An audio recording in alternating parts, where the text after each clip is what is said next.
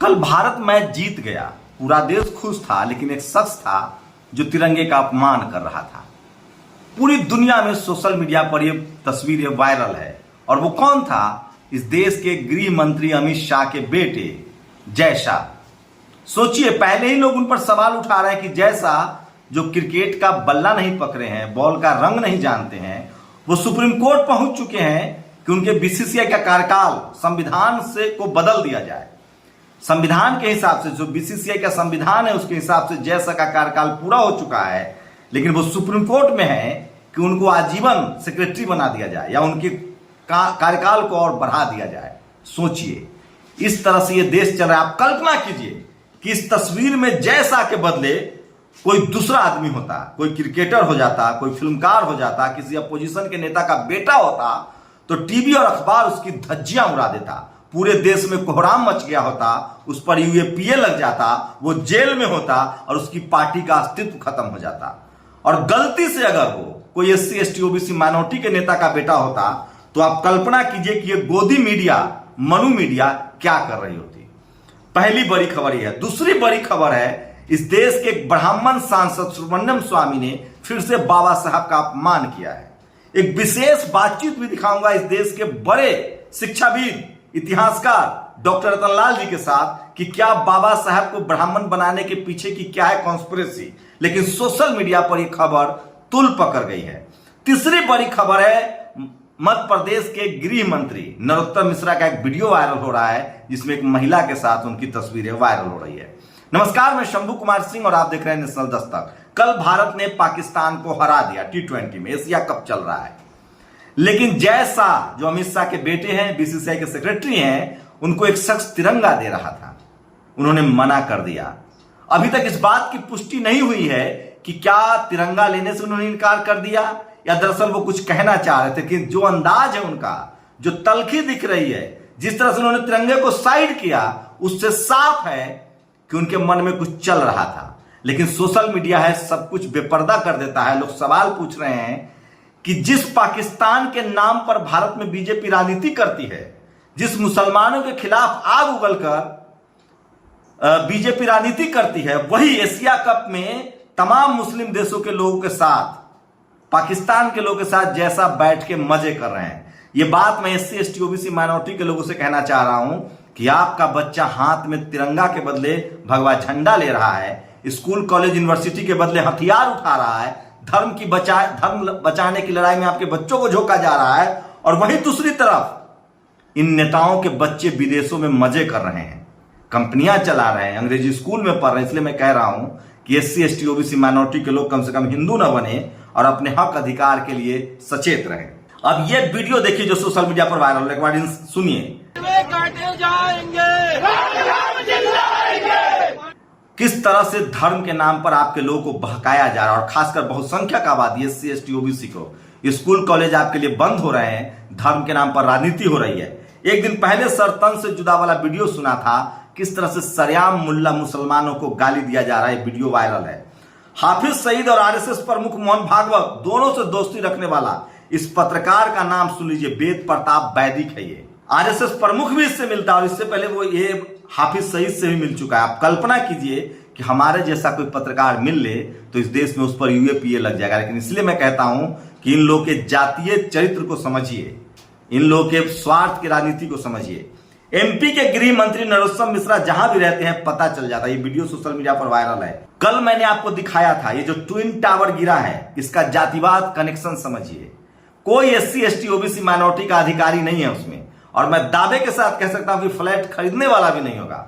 तो बेईमानों के सरदार भी यही, बेईमानों के खरीदार भी यही, बेईमानों के जज भी यही, पुलिस भी यही है लोग। S K Dwivedi CEO, Mohinder Singh CEO, R P Arora ACEO, A K Mishra chief town planner, K Pandey chief project engineer, ये ट्विन टावर के भ्रष्टाचार के वो भस्मासुर हैं जिनके घर पर बुलडोजर चलना चाहिए। अब कल्पना कीजिए, इसमें कोई मुसलमान होता, कोई दलित होता, कोई पिछड़ा होता, कोई आदिवासी होता तो बुलडोजर चल गया होता।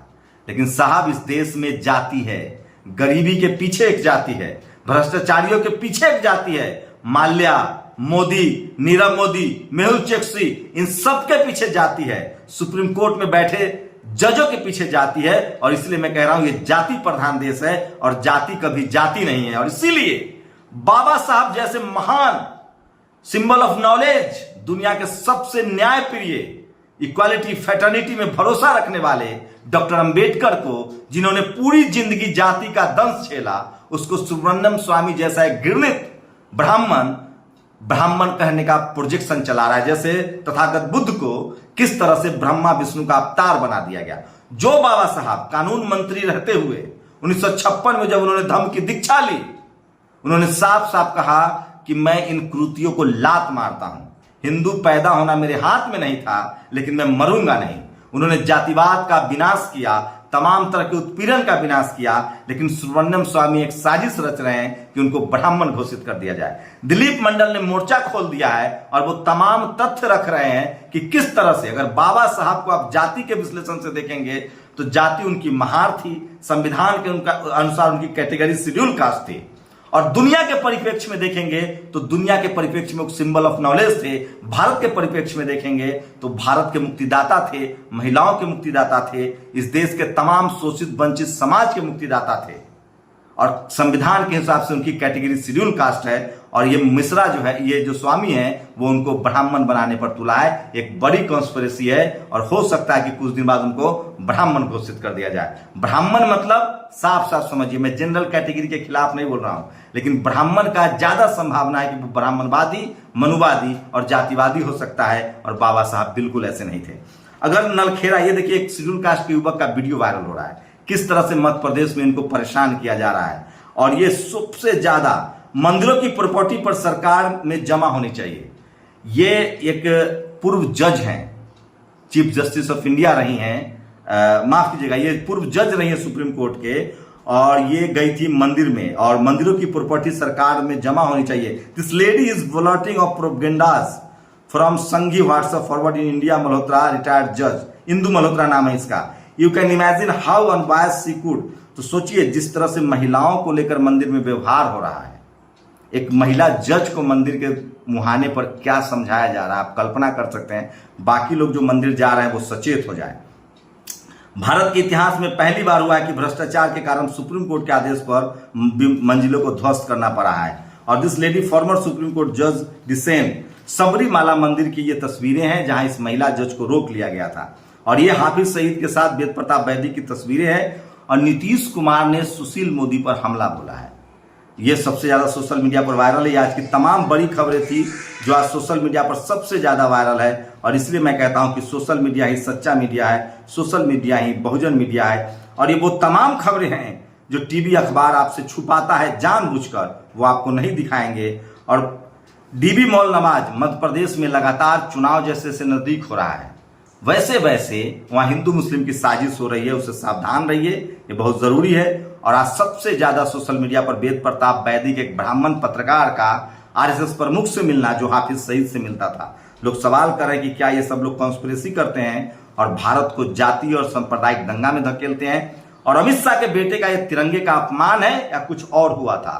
क्या आपको लगता नहीं है कि इस पर अमित शाह को सफाई देनी चाहिए, बीसीसीआई सेक्रेटरी जय शाह को सफाई देनी चाहिए? मुझे लगता है कि उनका सफाई इस पर आना चाहिए। और बाबा साहेब को जो ब्राह्मण घोषित करने की कोशिश हो रही है, उसके खिलाफ सोशल मीडिया पर कैंपेन चल रहा है। और सुप्रीम कोर्ट और हाई कोर्ट जाने के बाद मुझे वहां इंडिया जैसा कुछ दिखता नहीं है। नितिन मिश्राम ने कहा है कि इस देश के तमाम जुडिशियरी ब्यूरोक्रेसी में जाति विशेष के लोग बैठे हुए हैं और उसी का नतीजा है ये ट्विन टावर जैसे भ्रष्टाचार। चेक एंड बैलेंस नहीं है। जब हर जाति और धर्म के लोग इन तमाम संस्थाओं में रहेंगे तो चेक एंड बैलेंस होगा। मैं इसलिए कह रहा हूं कि अमित शाह का बेटा का जो फोटो वायरल हो रहा है, क्या उस पर वो जवाब देंगे? और सबसे बड़ी और चौंकाने वाली खबर, सोशल मीडिया का दौर है, समाज जागरूक हो रहा है। राजस्थान में कांग्रेस का सफाया हो गया है यूनिवर्सिटी के चुनाव में। और वहां पता है कौन जीत रहा है? मीना, भील, शेड्यूल कास्ट के लोगों ने बम्पर जीत दर्ज की है। एससी, एसटी, ओबीसी, माइनॉरिटी का अलायंस बन रहा है। कांग्रेस बीजेपी को लोगों ने दरकिनार कर दिया है। और जाट, गुर्जर, भील, मीना, ये तमाम जो शेड्यूल कास्ट, शेड्यूल ट्राइब और ओबीसी की जातियां हैं, उन्होंने मिलकर कांग्रेस बीजेपी को साइड कर दिया है। ये राजस्थान के कॉलेज यूनिवर्सिटी के कैंपस के चुनाव में हुआ है। इसलिए मैं बार बार कह रहा हूं, जैसे जैसे SC ST OBC माइनॉरिटी के बच्चे कॉलेज यूनिवर्सिटी में पहुंचेंगे, उनकी सामाजिक एकता, उनकी राजनीतिक एकता मजबूत होगी। आप लोग अपनी प्रतिक्रिया जरूर दीजिए, क्या अमित शाह के बेटे ने तिरंगे का अपमान किया है और क्या अमित शाह को इस पर बयान नहीं देना चाहिए? अगर कुछ और बात है तो उनको आके सफाई जरूर देनी चाहिए। फिलहाल सोशल मीडिया ने ये चल रहा है कि सरेआम तिरंगे का अपमान हुआ है। भारत ने एक शानदार जीत दर्ज किया। मैं इसलिए बाबा साहब ने कहा था, कोई देश तभी एक मुल्क बनता है जब उस देश की खुशियां साझा हो, और कोई देश तब महान मुल्क बनता है जब उस देश की तकलीफें एक हो। अपनी प्रतिक्रिया जरूर दीजिएगा। शुक्रिया।